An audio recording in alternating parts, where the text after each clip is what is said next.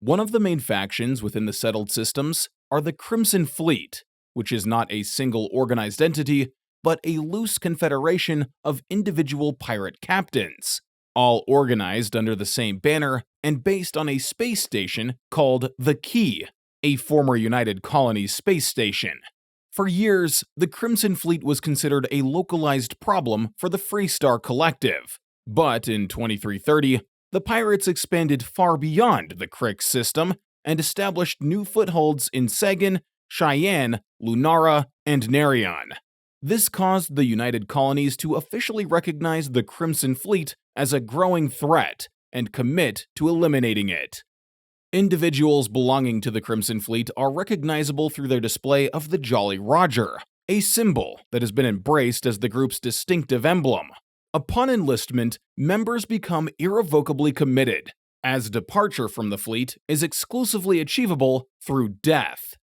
The Crimson Fleet traces its origins back to over a century ago. In those days, a super maximum security prison known as the Lock was constructed by the United Colonies on the surface of the planet of Suvorov, nestled within what is now known as the Crix star system. Above this dark prison, a formidable star station called the Key was also built. It was within the unforgiving confines of the Lock that a prisoner, originally from New Atlantis, went by the name of Jasper Crix. Jasper's fateful actions would set the stage for the birth of the Crimson Fleet. One day, he incited a riot within the Lock, rallying a group of fellow prisoners who, against all odds, managed to break free from their captivity.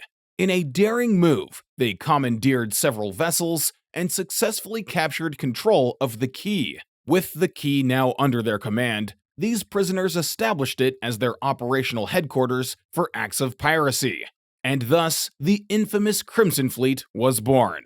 Jasper Crix, though eventually meeting his demise, left behind alluring information about a concealed treasure, which would later become known as Crix's legacy. Subsequent generations of the Crimson Fleet have avidly pursued this elusive fortune, but as of yet, none have been successful in uncovering its secrets. Within the game itself, players will encounter the opportunity to join the Crimson Fleet, though the path to this allegiance is somewhat indirect. There are two distinct routes for players to embark upon this thrilling journey. The first path involves the player opting to engage in criminal activities within the United Colonies' territory, resulting in their apprehension by authorities. The player will then be given a choice of going to jail or joining the fleet and spying for the United Colonies. Alternatively, players can chart a more lawful course by enlisting with the UC Vanguard, an arguably more noble endeavor that involves completing a series of missions for them. As they prove their loyalty and mettle, players gradually unlock the opportunity to join the Crimson Fleet and spy for the United Colonies.